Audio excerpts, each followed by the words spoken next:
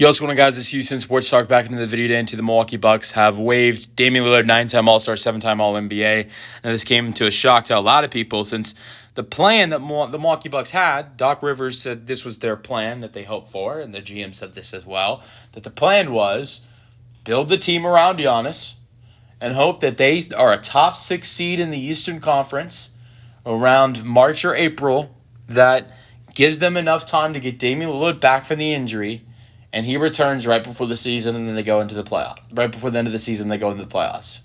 And so that's why it was a little surprise today when Damian Lillard was waived by the Bucks.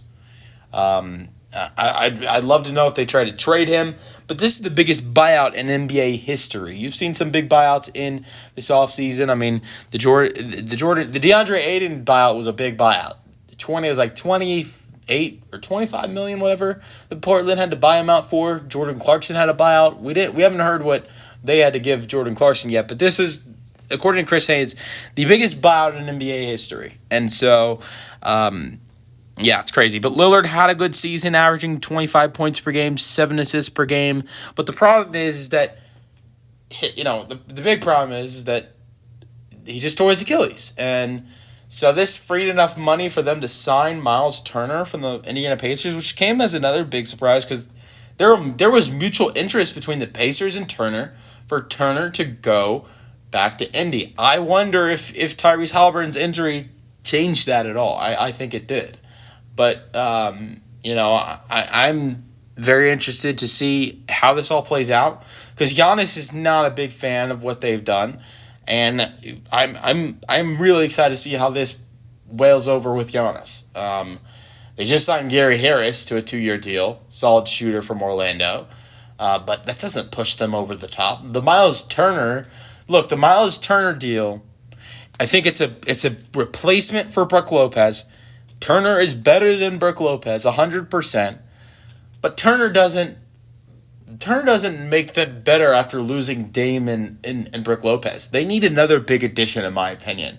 And I don't know how they're going to do that. They've made the right moves of bringing the guys back. KPJ, Gary Trent, Taurean Prince, Bobby Portis brought them all back. The only guy they've lost is Brook Lopez and now waiving Dame. But, I just only wonder how can they continue to improve the team? Like, is there a big free agent they can go out there and get? Like, I think about it, or, could they... One guy I'm going to throw out there that maybe might help them, do they try to steal restricted free agent Cam Thomas? But that's going to be hard because the Nets are going to match any offer, or Jonathan Kuminga.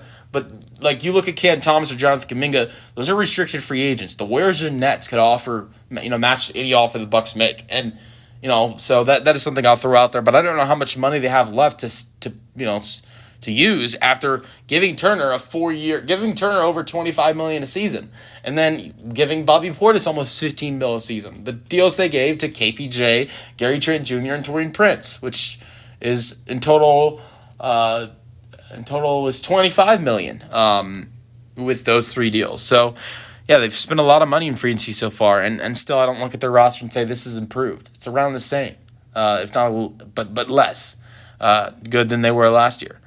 And still be a playoff team, but they're not a threat. Let me know your thoughts on the roster move for the Bucks in the comment section, and peace out.